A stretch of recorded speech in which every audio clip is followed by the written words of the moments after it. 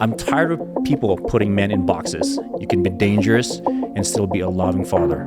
You can be a gym rat and still be a scholar. You can be successful and still be a present father and husband. You can be competitive AF and still want to see others succeed. How did that post come about? I've thought about this a lot, and especially as a father and as a husband, you think about these things more and more and more as you get older. Specifically, like how do we define what a man is? How are we defining that in society today? And the concern is, and I'm very concerned that the society as a whole has put these men into boxes and said, well, you can't have both. You can't have both, right? It's a dichotomy, and the two are mutually exclusive from each other. You can't have one and the other. So you can't be aggressive and have the potential for violence, but also be a loving father and husband. You can't be successful at work and ambitious and also be present for your kids. I see this in society, and I see this in the military as a whole, that this is a thing. This is how people see it. They see someone who's extremely competitive, and they say, there's no way he can be a good leader. There's no way he can be a good teammate. But the point is these aren't just not mutually exclusive from each other. They're actually a symbiotic relationship to each other. You think, is it fair to say that, with those two, what you're talking about is you can be competitive AF, but you want your team to succeed as well. But if you have those two, you can be a really competitive team, right? Yeah. An unstoppable team. Yeah, 100%. Exactly. And that's the whole point, is that you can't reach the pinnacle of one. Is you can only reach that pinnacle through the other one, right? The pinnacle of one can only be reached from the other one as well. So, meaning, if I want to create the best team, just like you said, okay, you kind of have to you got to create a team of savages, a team of competitors, right? So the two are intertwined, significantly so. And by leveraging both sides, I think you can become a better version of yourself if you just use one. Mm-hmm. So again, the issue is that society as a whole sees that you can only be one and not the other. So yeah, without a doubt, the two are intertwined, and I would again say it's a symbiotic relationship to each other. You can be a gym rat and still be a scholar. How does training both hardware and software help you with your work and life? Yeah. Work and family life. I would say that when it comes to training and how training affects your life outside of the gym, it's like when I go to work, right? And when I go to work in the morning, you ever not train? Like sometimes you for some reason or one reason or another, maybe you don't train for a few days. Like you feel like this pent up aggression, like everything's on edge, right?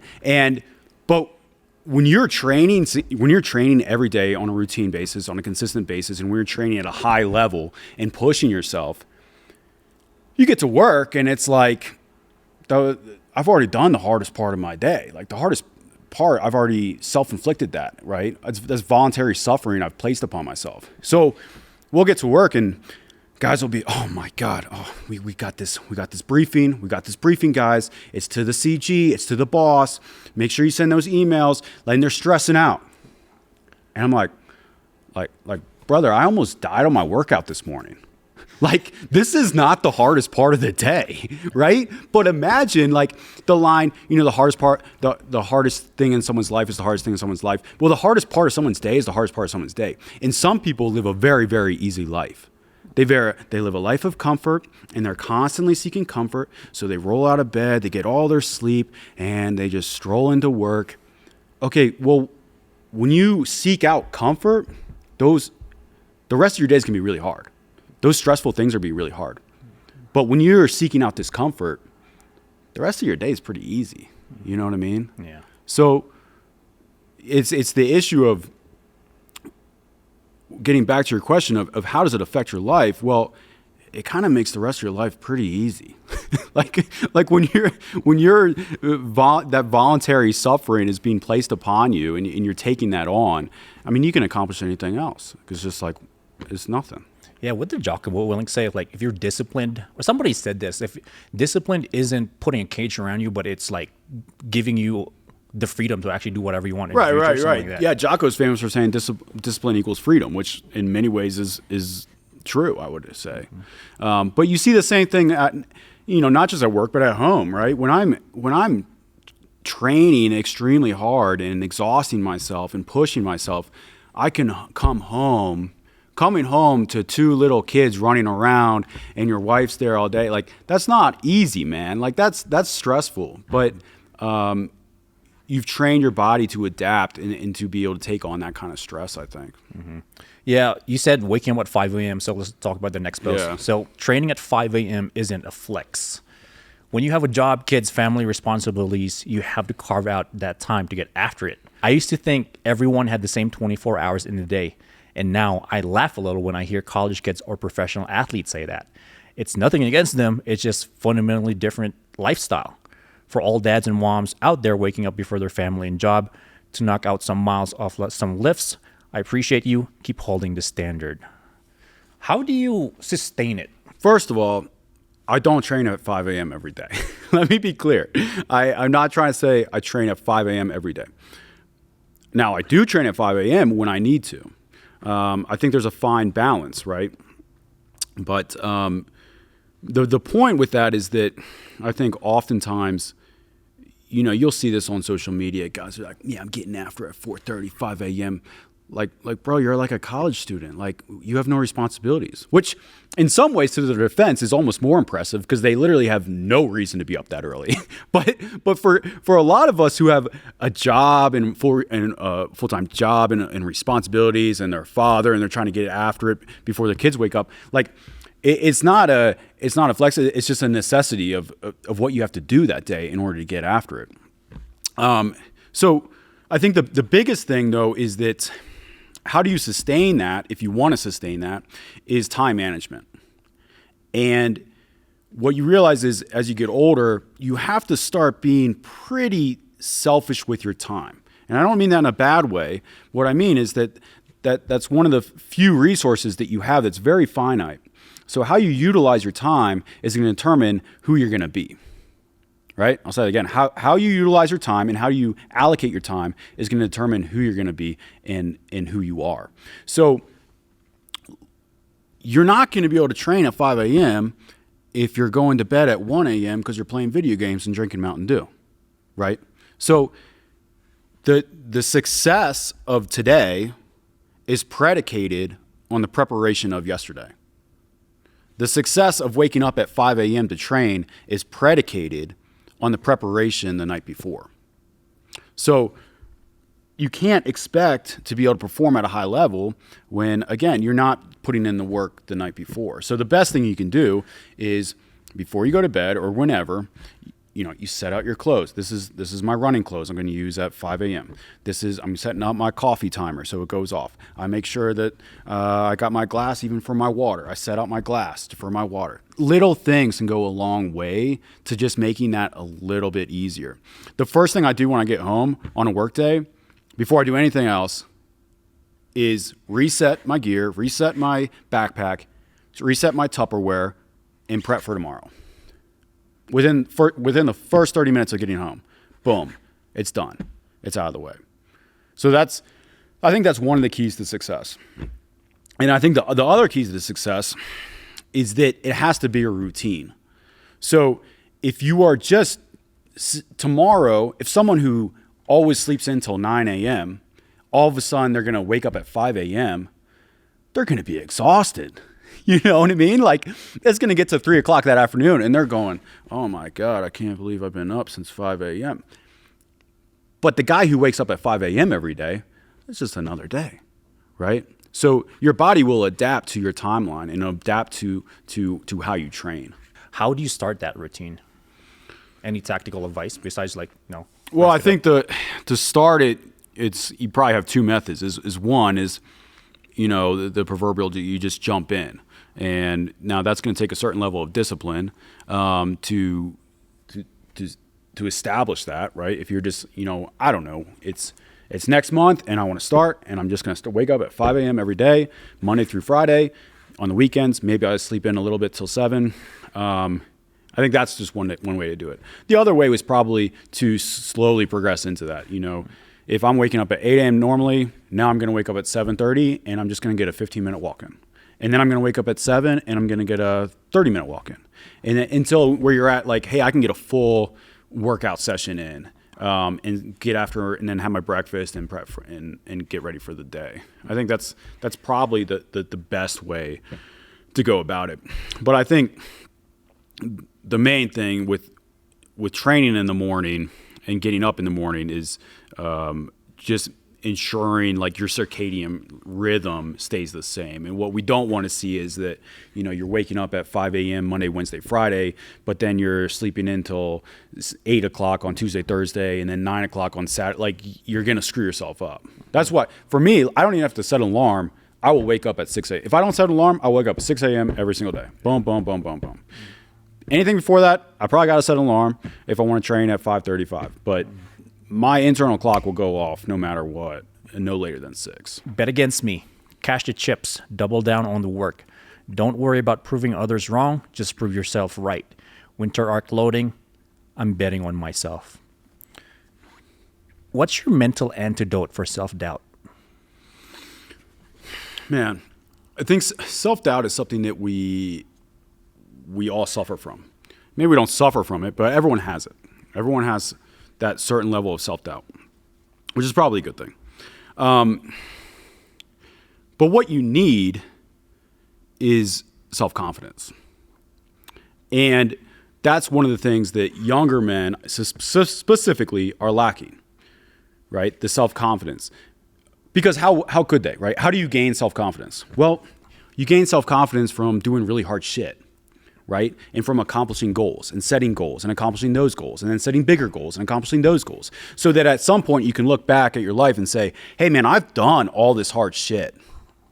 I've done all these hard things I set out to do. This next goal, I don't have any doubt because I already know I've done all these other things. I've stacked the wins. I've stacked the days so that now I can execute at a high level. So for younger guys, it's hard because they don't really have that. They don't have those notches in their belt. So it's like, how do you gain that? Well, at some point, you either have to have self-confidence or you have to kind of bullshit it, right? At some point, you just be like, I'm confident. I don't know why I'm confident, but I'm going to crush this thing. So that's one of the ways. But again, the important part is that self-confidence is how it's gained. And self-confidence isn't gained through playing video games till 2 a.m. every day. It's not going to happen. So the issue is when you get guys in their 30s or 40s and they still have these issues. It's because, well, let's look at your life. Let's look at the hard things you've done in your life. Let's look at the voluntary suffering that you've placed upon yourself. They haven't stacked that. They haven't stacked those wins. So that's where you have those issues. So that's one of the things is that you gotta stack those wins. You gotta build self-confidence. And if you don't have self-confidence, then you need to kind of bullshit it. The other technique that I've always used, anytime I've accomplished something in my life, whether it be graduating EOD school, going to Ranger school, becoming a field grade officer, getting distinguished military grad as a cadet, graduating distinguished honor grad in Ranger school. What I do is I look at the people who have gone before me. And I say to myself, they're no better than me. They're no better than me. If they can do it, I can do it. Right? And again, I get it. There's a certain level of ego that has to go into that. And it's that self-confidence that, hey, if that guy can do it, I can do it. And when I was at Ranger school, you get there, you get off the bus, and you can see the guys that are going to graduate within the next week. They're done. They're checked out. They're turning in their equipment. And I would look over at them while we're doing push-ups or air squats or whatever, and I would think that they're no better than me. They got the same 2 eyes, 2 hands, 2 feet. Yeah, right? If they made it, I can make it. And that's one of the best techniques, I would say, when you see anything. Because for 99.9% of the things we do, it's not the first time anyone's done it. No. You know what I mean? So you find that person that has done it before, and it could be anything. It could be, I don't know, running a marathon or whatever. The programs are written. Just do it. The programs are written, right? The standard has been set. You just have to execute that. So that I think that's one of the biggest things I would say. And my hope is that, even me, like people would look to me and be like, if Winnie did it, I can do it, right? There's nothing special. I'm nobody special. If I can do it, somebody else can do it. Stand on the shoulders of giants. Yeah. Stand on my shoulder. Yeah, exactly. Any advice for younger men who fear the future? Fearing the future is natural. I think it's not just young men that fear the future. I mean, everyone does. I try not to use the word fear or nervous. I try to use the word anxious if I have to use one. Right? It's a nervous excitement. What is around the corner? What's the next step? I mean, we experience this all the time in the military. Like I don't know. I have a plan of what 5 years looks like, but I don't know what that's going to be.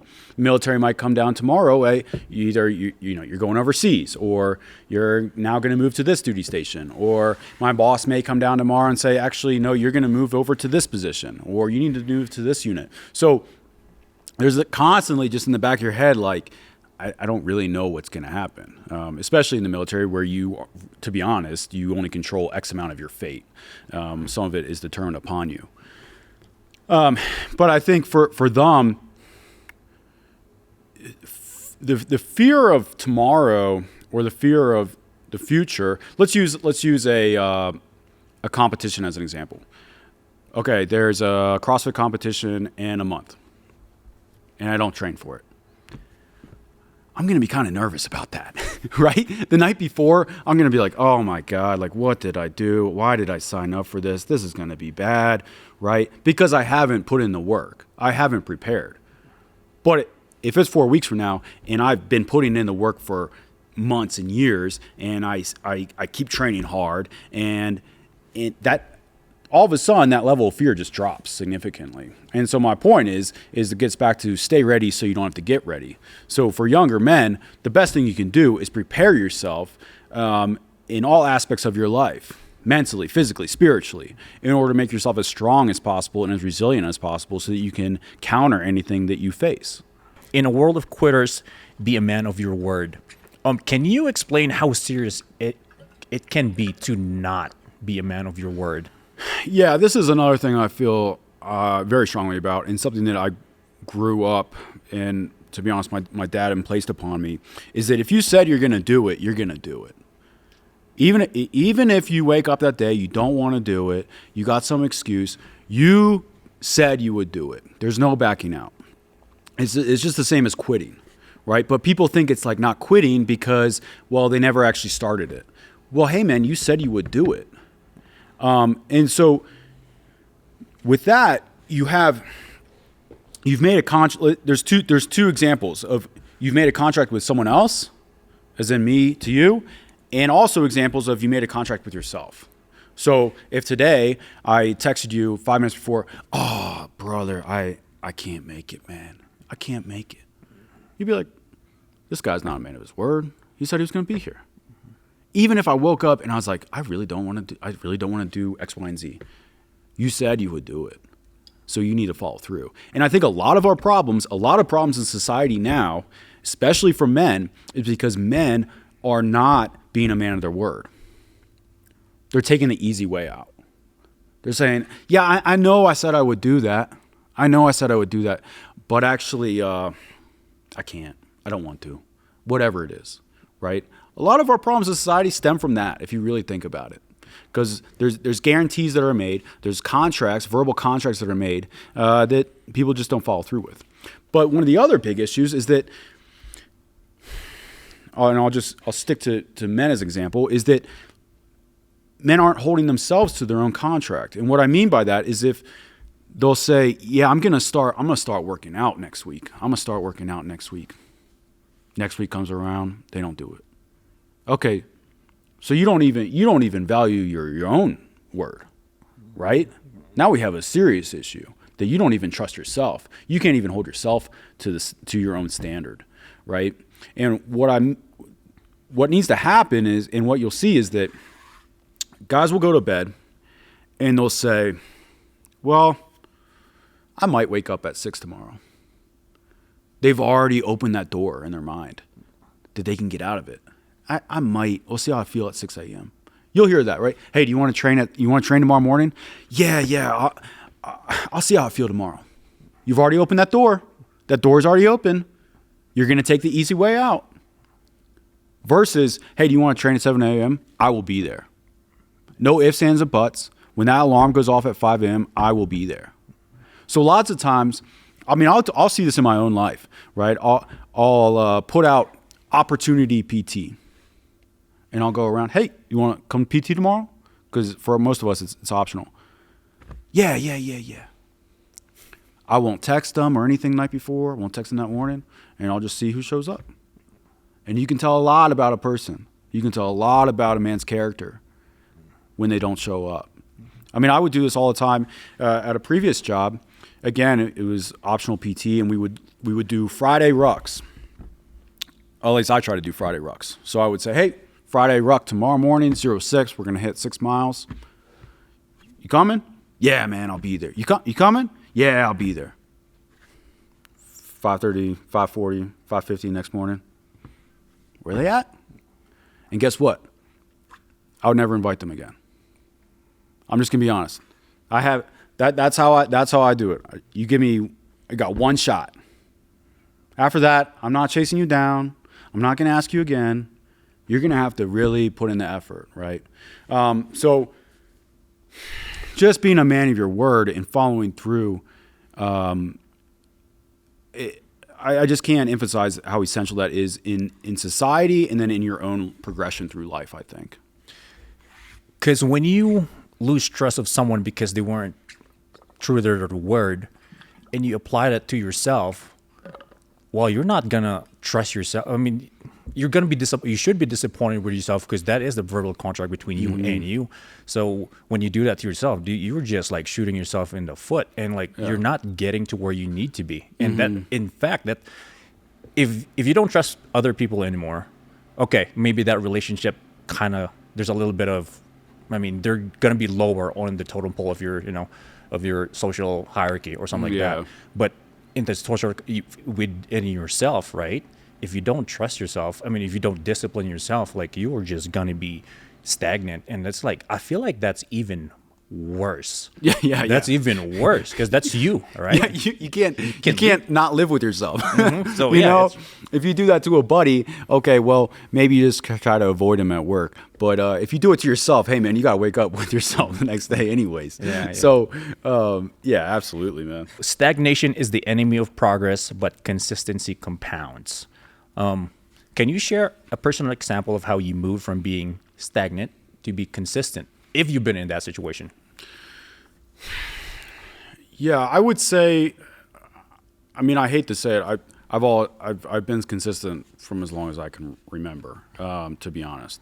But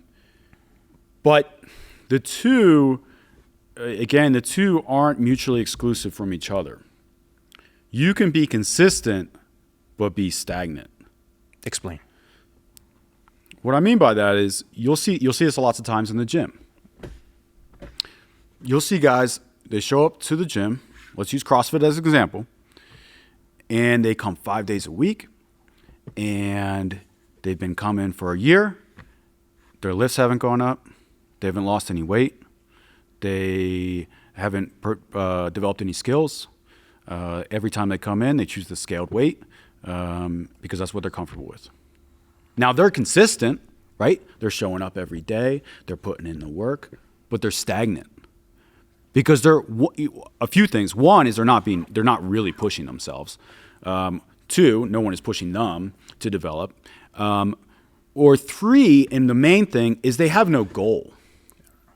And so what I've seen in my own life, and now I witness this all the time, to be honest, in a lot of gyms and a lot of CrossFit gyms. But in my own life is I'm very consistent. And I was very consistent for a long time, but it wasn't going anywhere. There was no goal, right? And so what you need is some sort of goal, some sort of temporary finish line.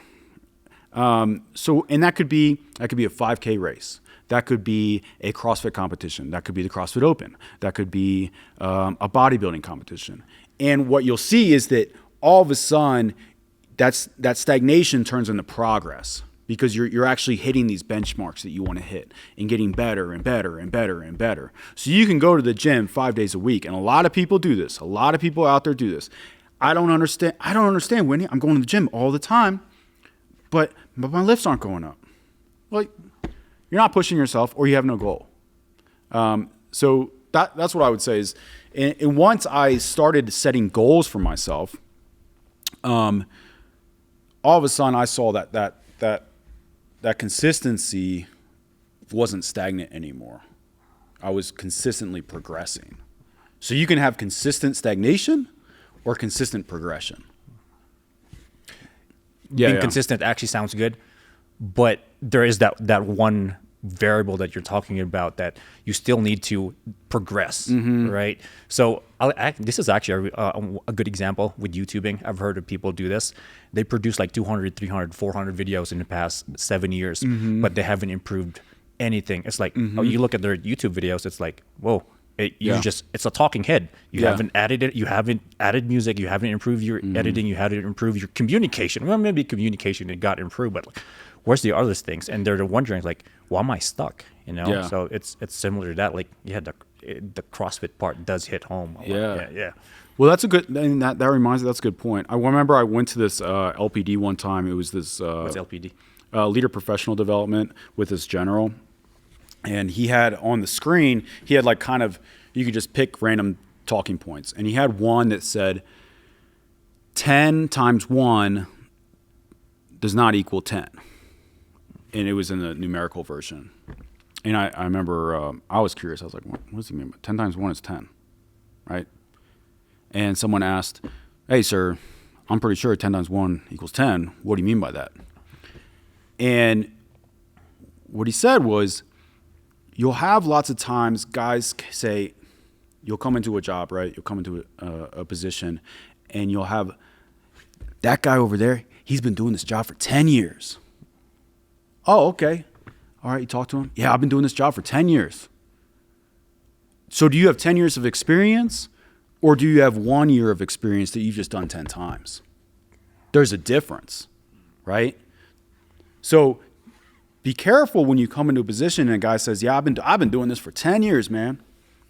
And then the other guy over there has just been doing it for maybe a year or two. But that guy is every day progressing. The other guy, he's stagnant. He's been doing it for 10 years, but he's really just been doing the same thing 10 years for time. Sometimes those people too have big egos that they can be dangerous for a team or any workplace. Oh, yeah. Yeah, I mean, you see it in use the CrossFit example, right? I've been coaching for 10 years. Okay, the principles you're talking about are like 10 years outdated, bro.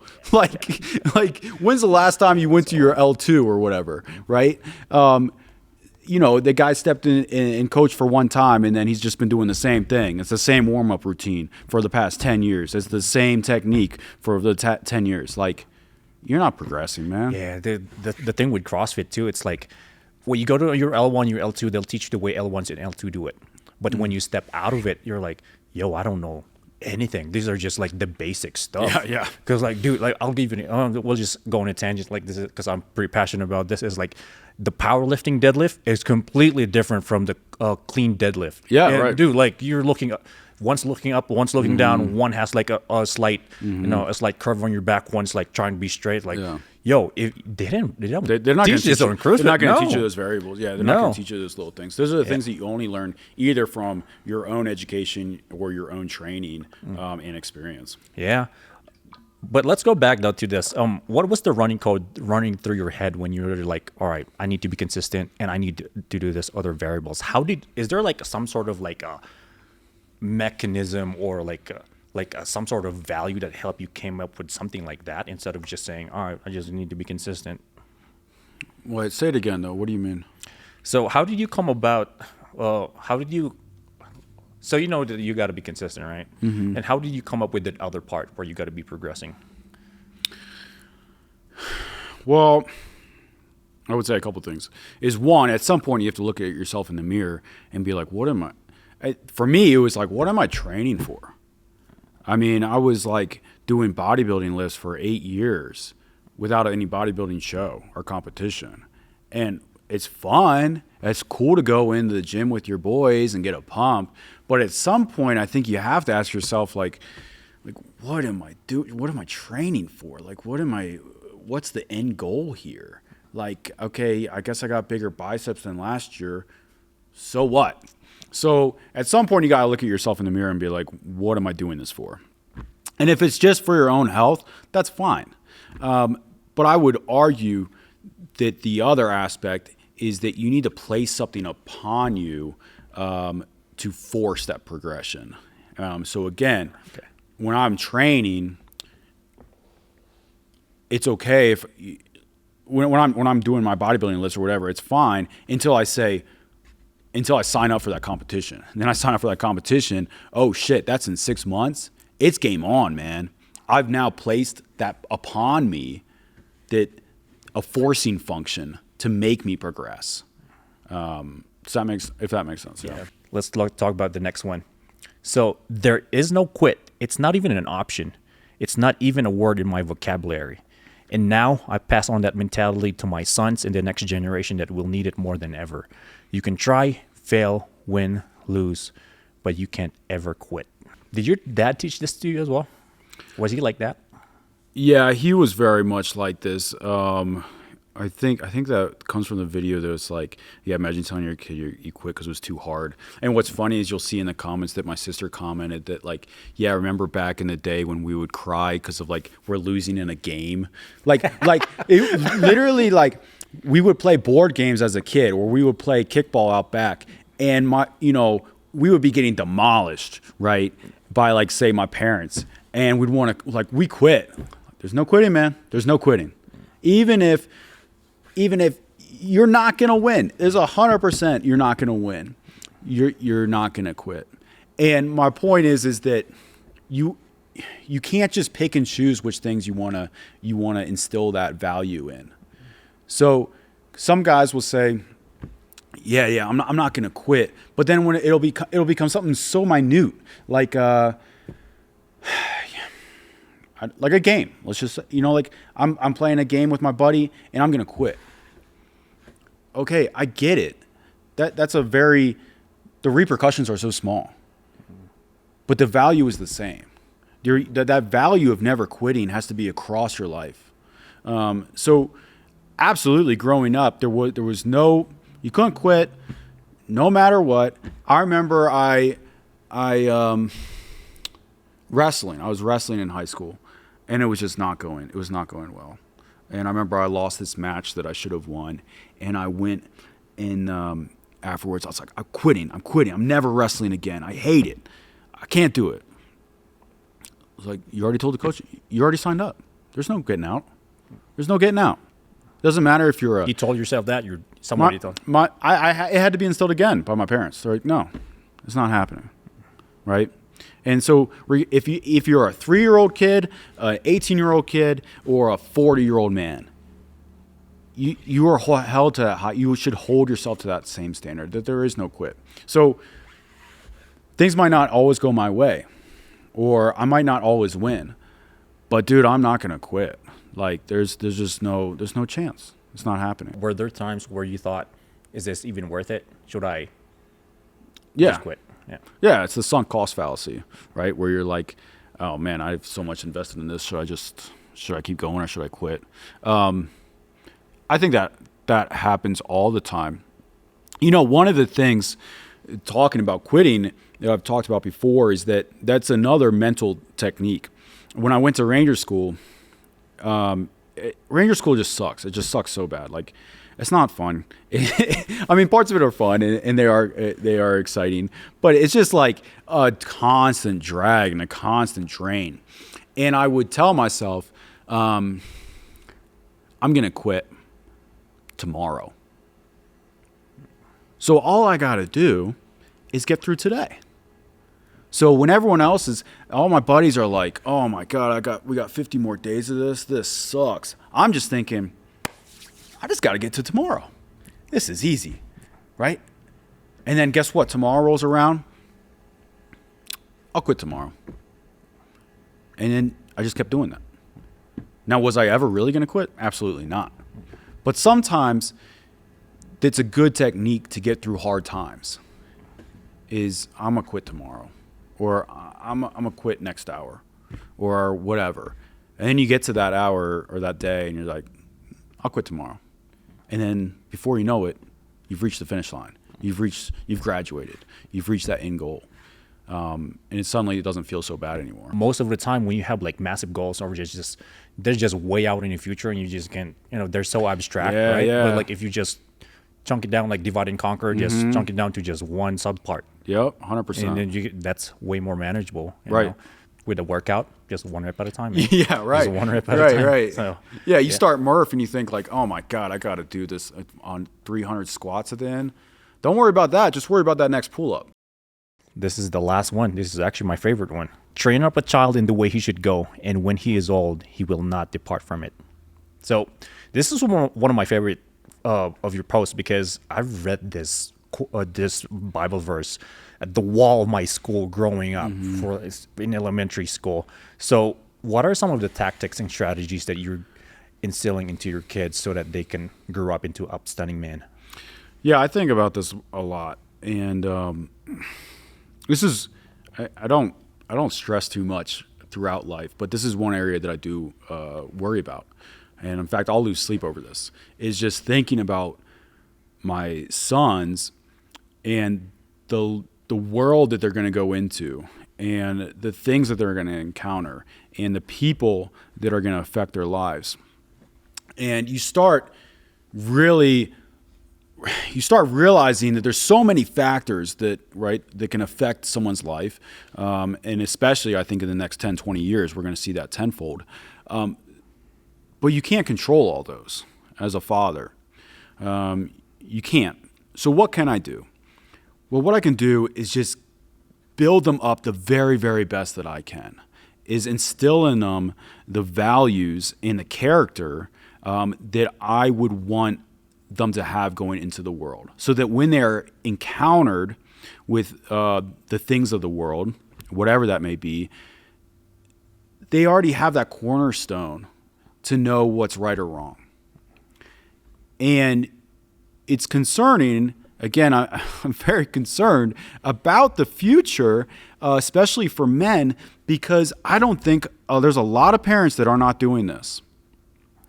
And there's a lot of parents out there that are entrusting the world to instill the values into their children.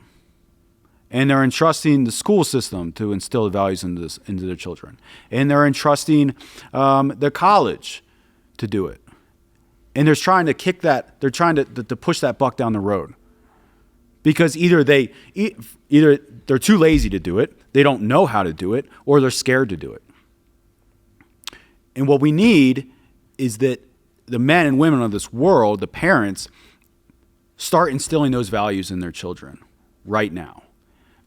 So that, again, no one is coming. You know what I mean? No one is coming. You can't trust, the society's not going to do it for you. It is the onus is on the parents to do it. That's how I really see it. So I see it as this is that the responsibility is mine. That is probably the biggest responsibility that I hold in life, is that how am I going to raise my sons?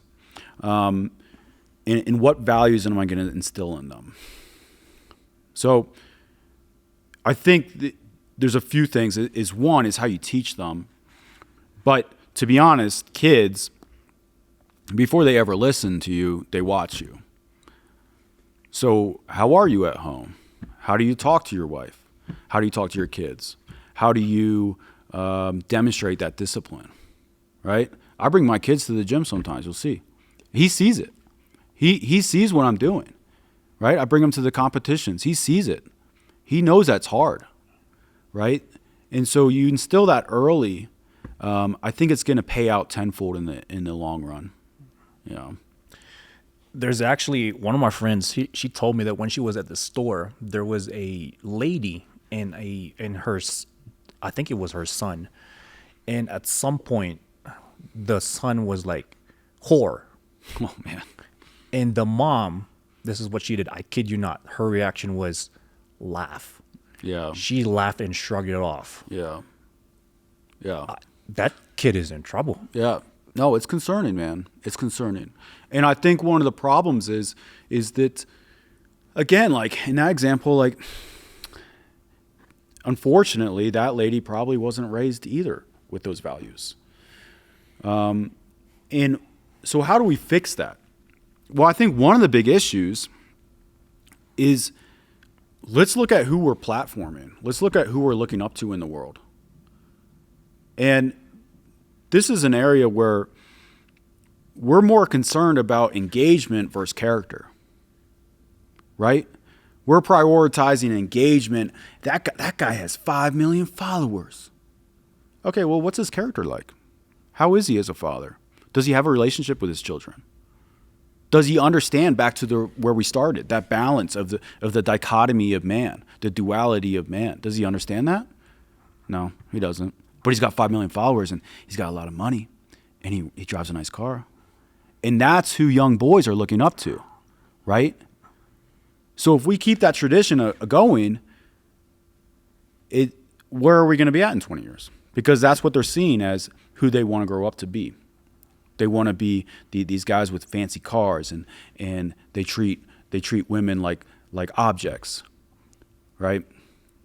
Instead of, why don't we be looking at prioritizing what the character of a man is, and building that and instilling that into our kids? That's I think where we need to get to. This wasn't on the notes. Can I talk about marriage? Your marriage? Yeah. With your wife? Yeah. So yeah, we've been married. We're about to hit 4 years. Although we've been together for 9 years. We dated for a little while, not a little while, a long while, consistently, and then we're engaged for about 1.5 years. But yeah, what about marriage? Yeah. What are the values that are aligning both of you? Yeah, that's a good question.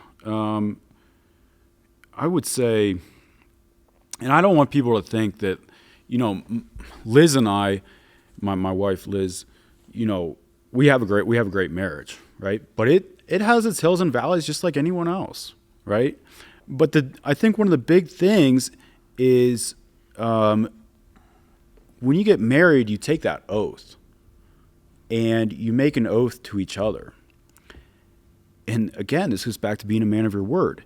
So when you don't really care about your word, it's easy to get out of things. And so what men will do is, the first time they encounter struggles in their relationship, whether that's a girlfriend or fiance or a wife, they're just like, I'm out. I'm taking the easy road. So one of the values that Liz, my wife, and I have is that we both understand there's no getting out of this, man. There's no getting out. We are locked in. This is it. We are together for till the end of time, right? And we're gonna make it work. So that's one of the things I think that helps significantly. Because anytime you have a relationship where that's not the case, you're constantly going to be thinking like, well, we can just get out of this. We just end it, right? When you're not aligned on that singular value, you're going to have a hard time seeing it through to the very end. So I think that's one of the things. I think the other thing is just like making sure our values are aligned in how we raise our kids. That's a big thing. Making sure our values are aligned on what we see as responsibilities of both the man and the wife. That's important. And then I think our values are aligned in like having fun. I think I think it's important to have fun and laugh, especially in your life and especially at home. And if you don't have that with someone, I think that could make it very difficult. And then finally, I would say is like understanding each other's what each other needs. And so for Liz, it's very different things than what I need. She knows I need to work out. I need to train. And the nice thing is I've been like this my entire life, so that when Liz met me, she already knew that was kind of like the thing. Like, David needs to work out. It's okay. I got it. I'll take care of the kids for this hour or something. And so understanding what each other needs in order to maintain their role in life and the role as a father or husband or wife, I think is essential. Yeah. When was the point when you told yourself, this is the person I'm taking to war with? Like as in my wife? Yeah. Well, I don't know if I would use the term war, because I'm definitely not going to war with with my wife. I'm sorry, Liz, but and she would say the same thing. Yeah. But I would say, yeah, like it is a battle, right? It's a struggle. Like if you mean of marriage as a whole and life as a whole, like you are going to go through those battles and those struggles together. I think that's hard. It's hard for me to give advice too when it comes to like who, you should really bond with and who you should go through life together with. I think a lot of it has to do with timing too, timing in your own life and timing in your spouse's life. And I think a lot of it for me, it was like, I used to think that this is just my opinion. I used to think that it's not important that your spouse be a best friend, because I got my buddies. I got Kyle and I got AJ and I got Chris. Like those are my buddies. Those are my best friends. She is my wife, my spouse. I've since changed my perspective on that. I think your spouse really should be your best friend. It should be someone that you can just hang out with all the time, that you feel comfortable with, that you can talk to about anything, that you never really, you might get tired of them sometimes, but at the end of the day, you can always just hang out. And you want someone that you can journey through life together. Now, granted, again, we've only been together 4 years. So I might have a different perspective again in 30 years. I'll still be with her, but I might have a different perspective. But that's how I see it now. And I see that again in like my own parents have been together, I don't know, 35, 40 years, or it might be 50 years. They've been together for a long time, and they've been faithful to each other for a long time, for the entire time. And I see that in them, that at the end of the day, they can laugh and joke with each other. They can play games with each other. They go on adventures together. That's their best friend, and that's who you want, right? Sometimes friends come and go, unfortunately, but when your spouse is your best friend, you get to hang out with your best friend for your entire life. Thanks for tuning in. If David's message hit home, don't let it stop here. Embody those values and make the results undeniable. Now go build.